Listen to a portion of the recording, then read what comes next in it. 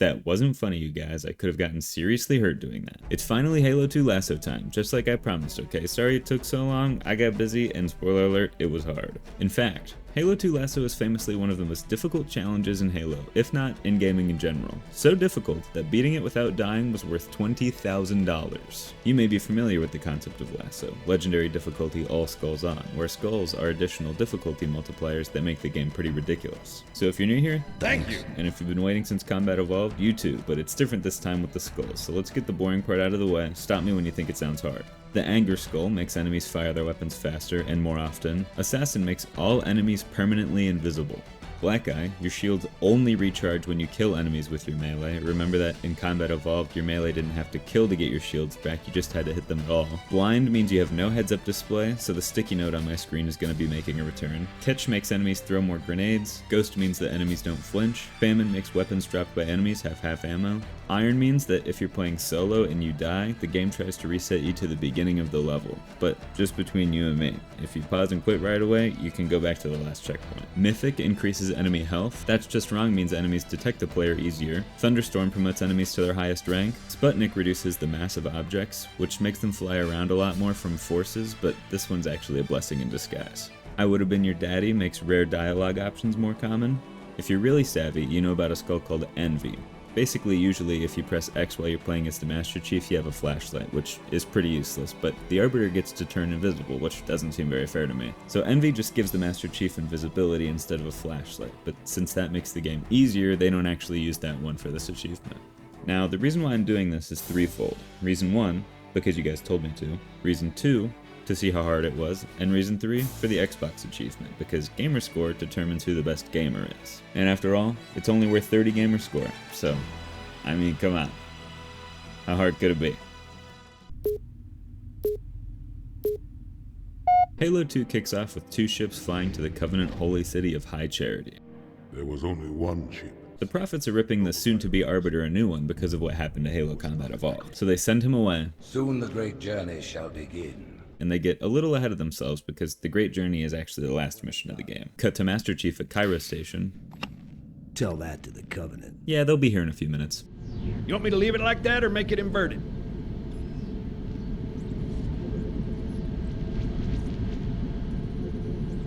Go ahead and use the switch in front of you to start the shield test.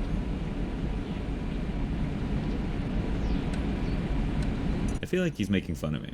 As you can see, they recharge a lot faster. I'm pretty sure I remember Johnson blowing up at the end of Halo 1, This is it, baby. Hold me. but I like him, so I don't really care whether he should be here or not. So, Johnson, when you gonna tell me how you made it back home in one piece? Sorry, Guns. It's classified. Back at High Charity, the brute chieftain Tartarus is torturing pre-Arbiter, which is juxtaposed to Johnson making fun of Chief's outfit. You told me you were gonna wear something nice. But I actually think they both look pretty good. Thank you. To punish the pre-Arbiter for his heresy, they get him nude. And then, the Covenant arrive, and you know what that means. I need a weapon. Right this way. Remember me? I blew up your little hula hoop thing. This game kicks off with one of the most difficult lasso missions. But there are various tricks that will make it easier. For example, you can technically kill these boxes with a melee attack to take advantage of the Black Eye Skull and get some of your shields. You told me there wouldn't be any cameras. You're just gonna have to believe me, okay? So I abandon that, and I take the Master Chief's idea and move on. I need a weapon. The first few elites aren't so bad. I can just hide from them until they're distracted by Johnson and then sneak up behind him and backsmack him. Beyond that, the noob combo still works. And Johnson is actually invincible, so we'll be making good use of that throughout the mission. And the way we do that is mostly by knocking crates around, which is easier with the Sputnik skull, and the energy sword melee has more force than the regular melee, which helps too. So the name of the game is going to be knocking boxes around to block Johnson from going backwards, or anywhere else we don't want, and then he'll always be here to help. Don't look at me, look at them. Another important strategy comes from the Anger Skull. Elites with plasma rifles will shoot so much that their guns overheat, which creates a small window to beat them down. And the Sputnik skull makes you punch so hard that the elites get turned around. Johnson seems to have had enough of my abuse and tries to make a run for it, but the impenetrable wall holds him back, just as I planned. Now here's the first major roadblock. Waves of Covenant board inside this hangar, so the first step is to sick Johnson on him. I can headshot the grunts from above, and it takes a while, but Johnson can actually break the elite's shields with his plasma rifle so that I can finish them off. Escort Johnson to the next room, and repeat for the most part. But there's plasma turrets up on the catwalk in this room. And putting a crate right behind the turret where the Master Chief should be standing when he uses it lets you clip inside the box, and the enemies can't shoot you.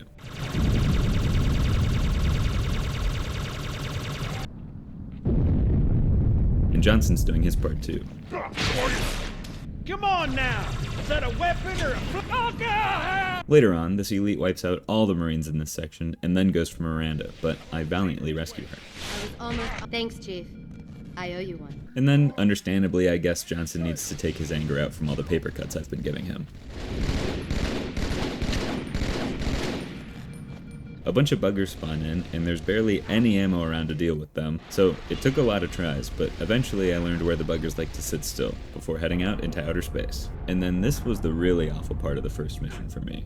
Somewhere along the way, I lost my Johnson, so I actually had to do it by myself. He should be here distracting these jetpack elites, but he's not, so the last 2 checkpoints took like 3 hours. Eventually, I got pretty consistent at getting the noob combo on this first group of jetpacks, but there's no checkpoint before the last 2 guys spawn in, and they just fly all over the place. I noticed the first one get caught in a corner for a second, and I nailed him with a fastball. And the second one lets me get a little bit too close. Those 5 elites took like 30 tries, so hopefully there's no elites in the final room. Just so you know, there are quite a few elites guarding the bomb. With enough patience, I eventually win this game of peekaboo. And give the Covenant back their bomb. While this sequence appears incredibly lucky, Master Chief probably died, saved, and quit like 70 times to get this RNG seed. For a brick, he flew pretty good. And just like that, Cairo Station is out of the way. 73 deaths so far. In Combat Evolved, my score comparison rival always had like negative a trillion points somehow, so you really hate to see this. I also got the achievement for beating a level without dying. Don't tell anybody. I wonder who the sniper will shoot first. You or me. I thought Cortana was reading my mind. Regret, regret, regret. But she's actually talking about a prophet who leads the Covenant. Get aboard that carrier. Secure the prophet of regret. The mission is clear. Outskirts starts off as usual with Johnson coming in handy. I'll take his sniper rifle, and then I'll blood sacrifice this Marine to the Guardians for shields. Hey, stupido! Then right away we can get out of the map with some really easy jumps, which basically just skips a whole section with a ton of Jackal snipers, which are unfair aimbot insta-kill monsters on LASO. So after a walk across the rooftops, I jump back into the map, beat up a school bus for shields, and then jump back out of the map with a grenade jump. Except this time, we're really, really out of the map.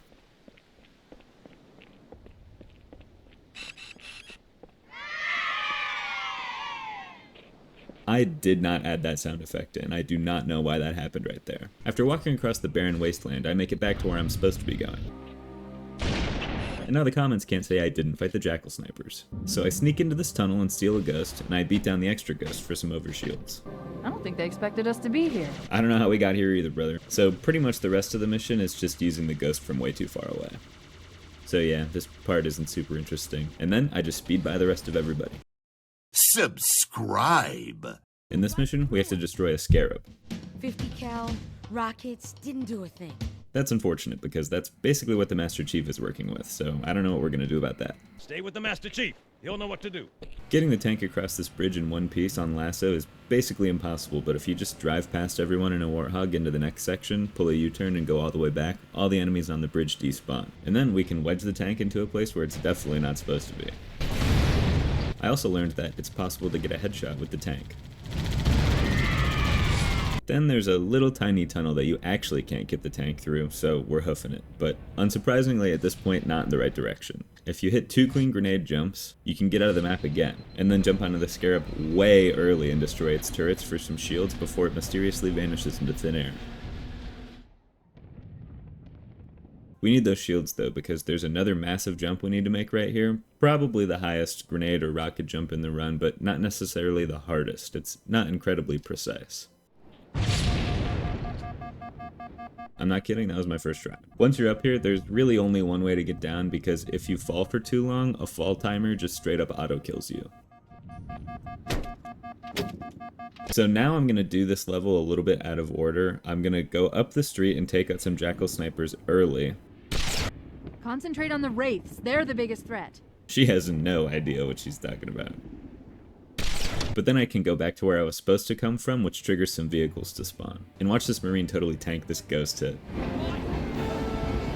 There does end up being some collateral damage, unfortunately.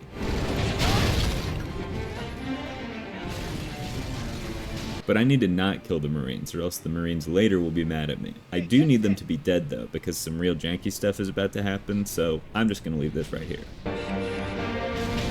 Oh, you forgot to increase the counter. No, it's a death counter, not a restart counter, okay? It doesn't go up if I don't die, and I make the rules. So anyways, then I stand right here and wait for 2 minutes, and some pelicans show up and start fighting the wraiths. But if you double zoom your beam rifle at them, and then unzoom, they disappear.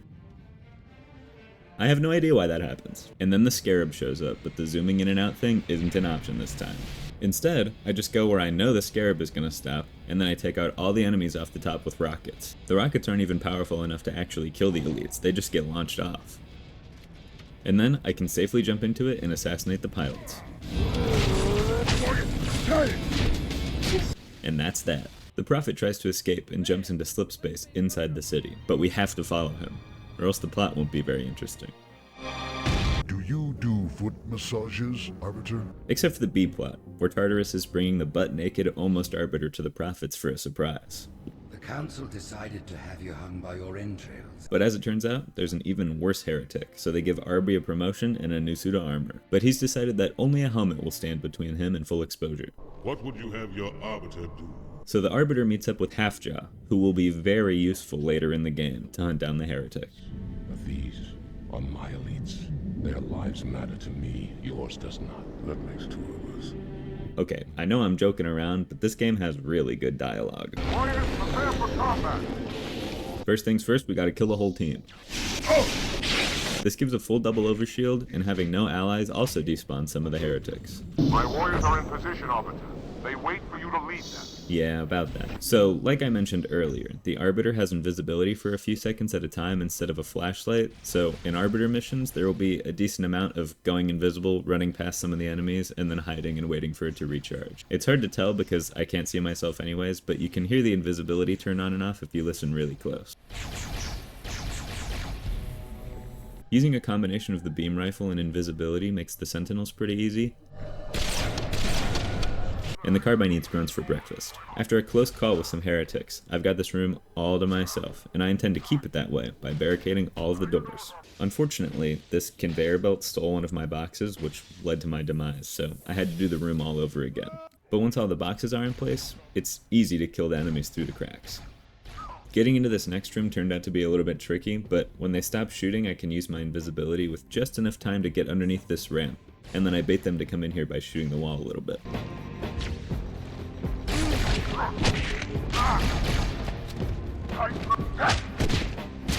Going down these ramps, the heretics have carbines, which do not overheat, but I have the high ground, and the noob combo. I struggle to beat down the last grunt in this room, and I get a checkpoint with no shields, which can be really brutal. But a sneaky backsmack setup gets me my shields back. And by the end of these hallways, I'm out of shields again, but the game spawns in some health packs for me. And for the last room, I just corner camp this door until there's only sentinels left and I can make a run for the Banshee and fly to the end. If you're trying to impress me, you're doing a damn fine job. The Oracle starts off right where the Arbiter left off, and it has one of the coolest tricks in the entire run. The beginning is very standard. This first room has some dead flood on the ground, but we can get the jump on them because they're supposed to be revived later by the infection forms. The heretic sends a hologram to introduce himself. Heretic! Hold your fire! Hold your fire!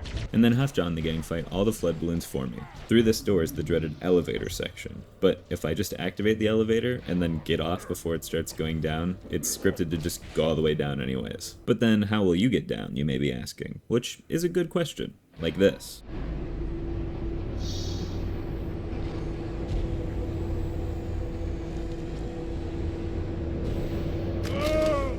Except slower. This room can basically be completely skipped too, because after you load in all the enemies, the locked door to the next section will just open after 12 minutes no matter what, so I can just hop back up where I came from and wait.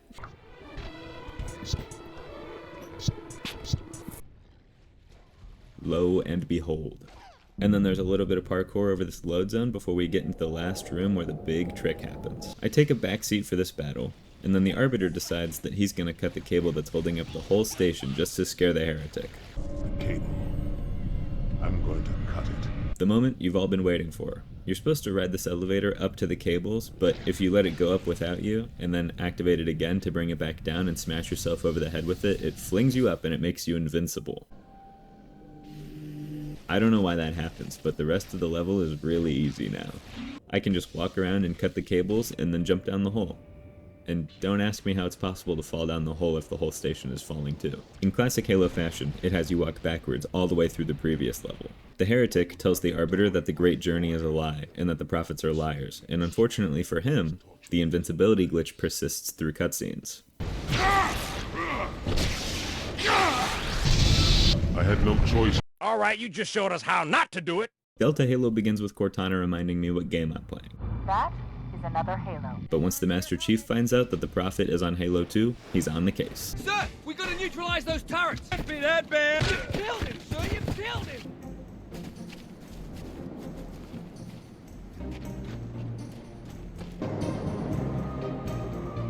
After a healthy dose of Halo music and exploring out of bounds, you can actually get into this building early, and these two ghosts can be destroyed before you lower the bridge, but it's okay because there's another ghost later.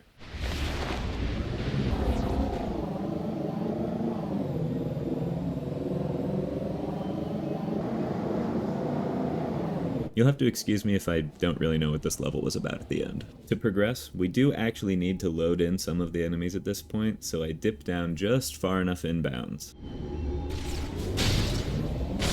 And then I find a safe place to dismount.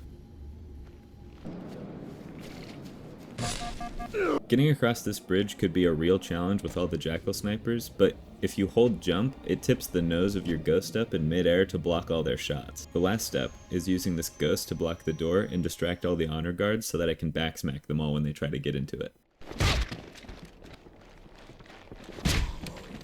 One of the sword guys gets by, but it doesn't really seem like he has a plan.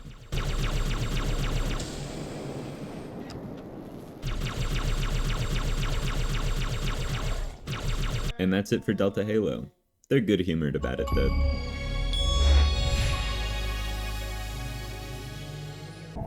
Perhaps we should take a break. I could really use a nap. This level is called Regret.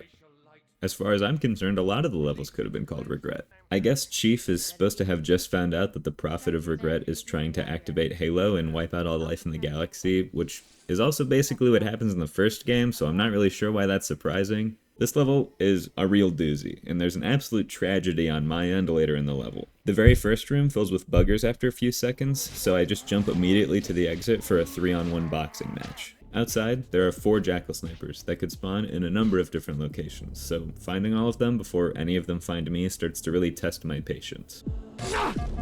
Especially because even if you succeed at that, there's 2 difficult jumps in a row followed by some precise pathing and timing to get to the next checkpoint.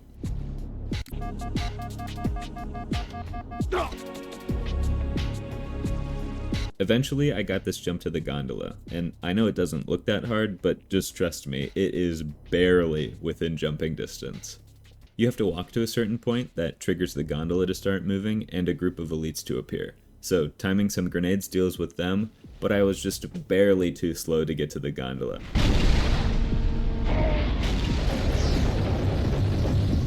So back to the beginning for me. After a few more heartbreakers, and a couple of game crashes, I finally get another chance.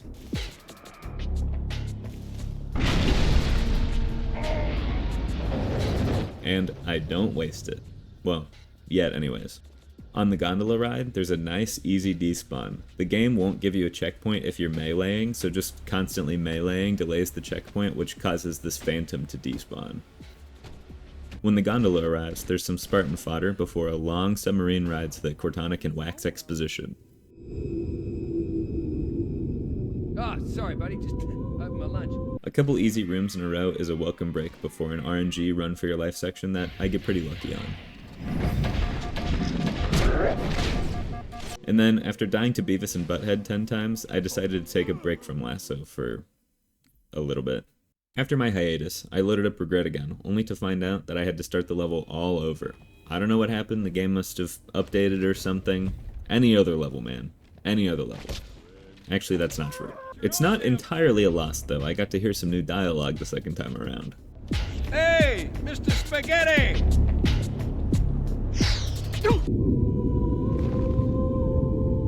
You know, I hate it when I can't see your eyes. That's romantic. So anyways, there was a bit of warming up, but before you know it, I was back to where I left off, and I can manhandle these bozos. Various enemies guard the exit to this building, but putting a box in the doorway gives me plenty of cover for Old Reliable. Once enough enemies have been defeated outside, a pelican starts to land, and the rest of the enemies get distracted by it. Apparently, the Jackal snipers don't know the meta angles, so getting to the gondola to Regret is easy. There's supposed to be a battle on this gondola, but Chief can stick his head into the wall and hide from predators like an ostrich. So far, so good.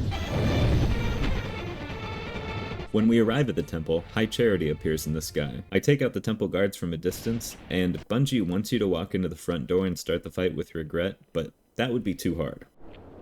Instead, we need to do probably the most precise jump in the run. A well-timed grenade and then a rocket propels me just far enough to land on this window ledge above the temple. The temple looks all whack from up here, but when you jump inside, everything is fine. The purpose of doing that jump is that it allows me to set up the arena before the fight starts. I can put these pillars in the doorways to help prevent some of the elites from getting into the arena, but some of the enemies will still spawn inside the arena. I put some pillars and choke points so that enemies that do spawn inside the arena can't move around very much. Once the setup is done, I walk backwards through the front door to trigger the fight. Warriors, attack! The demon must die! 2 grunts permanently respawn inside the arena, which can be good to get my shields back, but it's tricky because I don't know where they are all the time. After an hour or two of getting used to the many potential dangers of this boss battle, I'm able to consistently start landing hits on Regret. There are a lot of other things to worry about though, like if you board him near certain doors, sometimes the elites outside will be able to see you.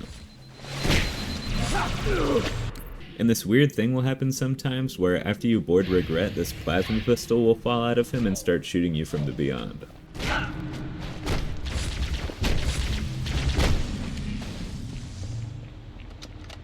So, even after I figured it out a little bit, there was still a lot of luck involved in finishing this fight. On regular difficulties, you need to board Regret and punch him in the face a few times to defeat him because his chair has a shield. But I was told that if you throw a grenade and board him simultaneously, the grenade will clip inside of his shield and do a lot of damage. This seemed to be necessary since punching him on LASO doesn't really seem to do anything at all.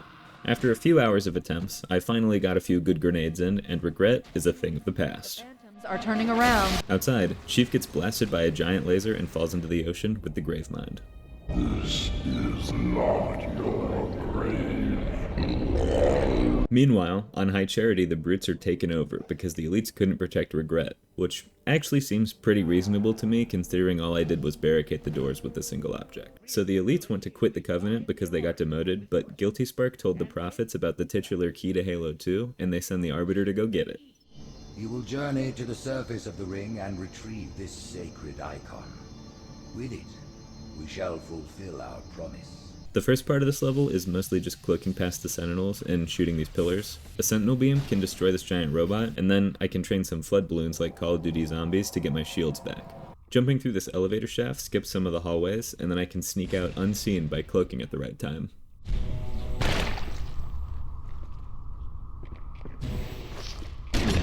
Oh, and then there's the horror movie part.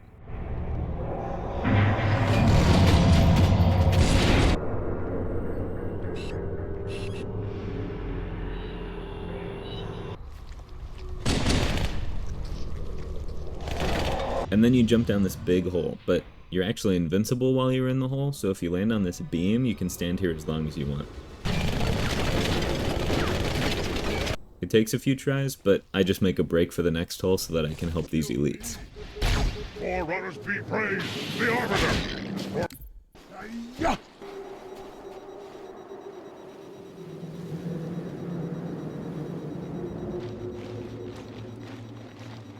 After exiting the map and leaving my friends behind, I enter the next arena without triggering the load zone so that I can block off the exit and go right back outside the map. So this is the part where Halfjaw is so important. Basically, you're supposed to fight waves of flood as they come into the arena, but Halfjaw is down there and he's invincible, so he can basically just do all of the work. He can't be in this turret though, or else he won't run around and find all the enemies. Kobe. So yeah, it takes him a while to clear out all the enemies, but it'll happen eventually. The only way I could really lose at this point is like if he just got inexplicably launched out of the map.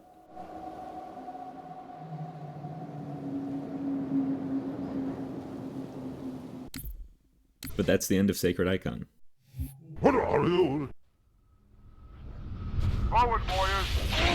The first half of Quarantine Zone is essentially just speeding by everything in a gust. There's a couple cool stunt jump shortcuts, but it's pretty straightforward. I don't know how Halfjaw got here so fast though. So Halfjaw and Tartarus both tell me that they're going to protect me from the flood on this gondola ride, but that won't be necessary. By climbing up this ramp, you can get inside the ceiling of the gondola, and the flood can't really get to you at all or see you, and we get a nice view of the battle.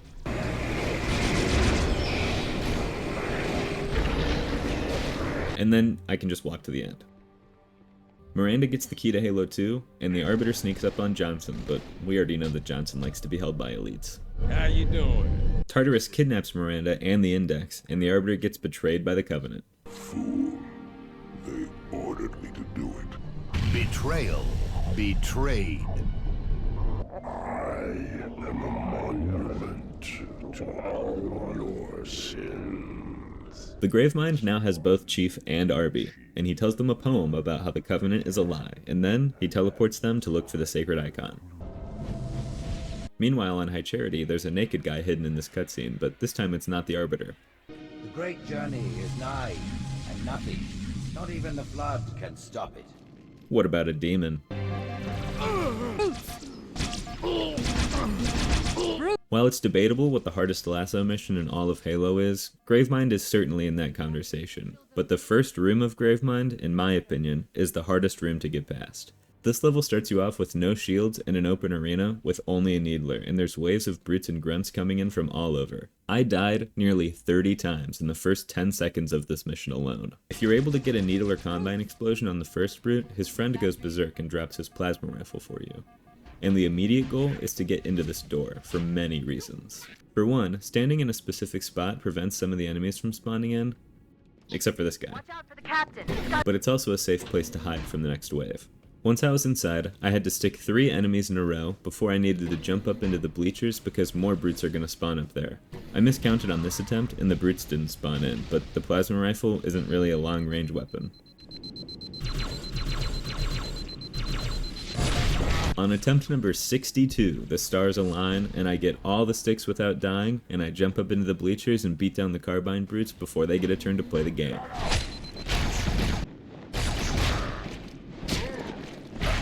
Then there's another pretty precise despawn, and it really is just that easy to beat the first room on Gravemind. The carbine lightens the load before I catch these guards off guard and jump shot their underling.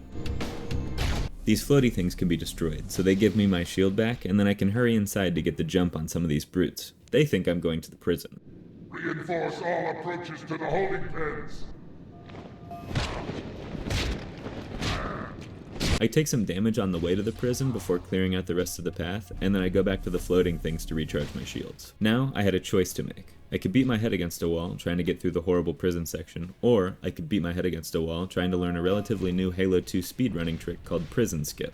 I chose Prison Skip because it might come in handy in real life if I ever commit a felony.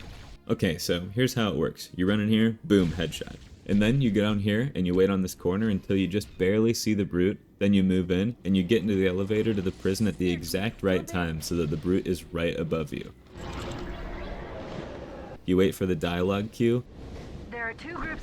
and then you do what's called a butterfly jump, which is when you use a melee to lunge upwards at him, except you reload cancel the attack so that you don't get the beatdown. Over and over again, and you move upwards a little bit every time you do it. Marines in this detention. So you're supposed to go back up the elevator ideally, but it took me like 20 minutes to get this close to getting the trick one time. Most of the time, he's too far away or he doesn't go down the elevator at all. I ended up punching the brute in the elevator a couple of times, and I thought I was probably doing something wrong, and I realized that to do a reload cancel during the butterfly jump, I would need to be able to reload. But after I was shooting this jackal, I kept reloading. So after I corrected that error, I was eventually able to get the skip one time, which is all I needed. I'll zero their locations. You neutralize the guards. Quietly. Even though I didn't actually go into the prison, the Marines still get saved, so it was a win-win. They provide a distraction for me while I slip past and ostrich this wall, and make my way outside unnoticed. The Covenant is distracted because there's a little civil war over who gets to be in charge, so I explore the ceiling of the level. I grab a beam rifle so that I can grab a brute shot because jumping over this door skips a spawn trigger. And then I grab a fuel rod because there's hunters later. On the bridge to the mausoleum, the elites can't decide who's driving the turret, and they're also blowing themselves up. The fuel rod is super effective against the hunters.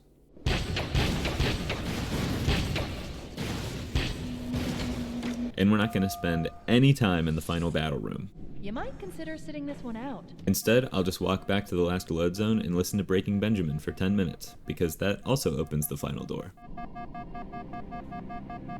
You know it worked because the song changed. And so Truth gives the key to Tartarus and lets Mercy get eaten by the flood. And I only died 90 times. And that's the end of Gravemind. Oh, I know what the ladies like.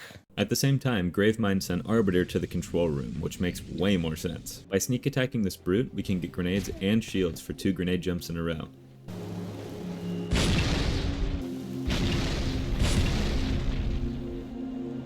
So that obviously drained my shields a little bit, but this guy gets here just in time. Some enemies are supposed to spawn in this room, I think, but me and Somersaults can't find them anywhere. The stealth charge lasts just long enough to get behind these boxes so that I can wait for it to recharge, and then there's a little bit of a tricky stealth through a crowded doorway. Now there's a friendly grunt, and I've got low shields, but I think I've changed my way, yeah. I would never harm another. Me minding own business. The outside section should be no problem. I just sneak outside to spawn all the enemies in, and then I go back inside and jump up to a weird despawn zone.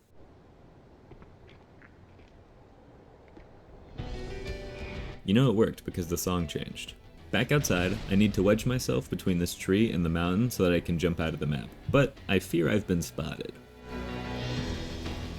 Well, that made 300 deaths. I couldn't have gotten this far without... you! By the rings. No more of that nonsense, Chief, you hear? Alright, we're in for another relatively easy level on High Charity. Chief sees Tartarus take off for the control room, and then a pelican full of flood zombies crashes right next to them, so he performs High Charity skill. Just kidding, I'm not learning that. Instead, I grab a rocket launcher from the pelican, and Cortana tells us how we can get to the big triangle ship that the Covenant are going to take to attack Earth. I take an elevator up to the skeet shooting range, and I foolishly go on the gravity lift before taking out all the flood, but no harm, no foul there. And then comes the only time in the entire game where Master Chief's flashlight is actually useful. And I learned that these little flood bubbles can actually be used to recharge your shields. Some grenade jumps can skip a couple fights, but then there's an elevator up to a big fight. The enemies want to fight each other, but they're all invisible, so I have to shoot one of them to uncloak them and start the rumble so that I can sneak out. The final elevator takes Chief to a tightrope that leads to the triangle ship, and the tutorial I was following told me to take this sniper out, but I didn't listen. So close to a perfect level. And then Cortana has to watch Master Chief fly off to Halo 3. Surely she will be okay here by herself for a little while. Cancel Christmas! So anyways, back to the good plot. Halfjaw has a plan to break in and stop Halo 2 from being activated. However, I have a better plan that involves this guy's submarine/cloning device. The beginning of this level is just driving past everyone and doing some flips.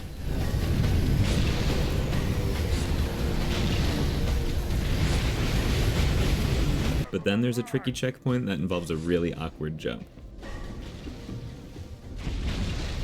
I'm trying to make the jump and stick the brute on the other side so that he drops a brute shot for a grenade jump later. Eventually I do stick one of them and get out alive, but you might have noticed that that one had a carbine, which of course at the time of my fadeaway jumper I didn't realize. After clearing out some buggers through the tiniest of gaps and hitting a load zone, I go back and I realize my mistake. I look all over for a brute shot, can't find one, and decide to go for the grenade jump anyways, knowing that the damage from 2 grenades is probably too much. But on my second attempt, I get the spacing just right. I eventually would have gotten here going through that load zone earlier, but this way was easier. And these brutes that spawn in don't have any AI. Johnson and the Arbiter team up to stop Tartarus in the control room, and Johnson says that he has a key. Little does he know that he himself will be the key to victory. So anyways, back to my superior plan. I'll just take my submarine to the control room from the beginning of the mission. Maybe it's more like an ATV actually. And then tipping over this corner like this gets us inside for the final battle. There are things about Halo that I do not understand. There are things about Halo even the Hierarchs do not understand. Guilty Spark explains that Halo is going to wipe out all life in the galaxy again, but Tartarus puts the key in anyways. So the final showdown begins, and what do you know, the do-it-all machine is still here. And for its last trick, it can duplicate Sergeant Johnson. But not just once. We'll shut them down. So I drive 3 of the Johnsons into the arena, and they keep Tartarus pretty distracted. You can actually get a Banshee into this room instead of the submarine to fight Tartarus, but I prefer the Johnsons method. So they lay into Tartarus for a while, but it doesn't really seem like it's working, and when I get myself involved, I get blown up. So I clone Johnson some more, and finally defeat Tartarus. But that doesn't stop the game from trying to pull a fast one on me with one last grenade. And so, Miranda turns off Halo 2, Johnson does this. What's that? And Master Chief gets back to Earth just in time for Halo 3. Master Chief, you mind telling me what you're doing on that ship? Sir, finishing this fight.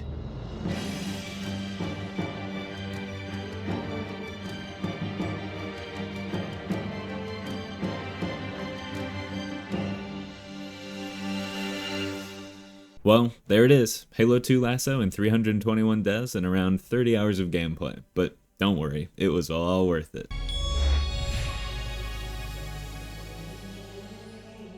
If you're doing the math, that brings the total death counter for Halo LASO games to 516. So now you must be on the edge of your seat wondering, well, how hard could it have been?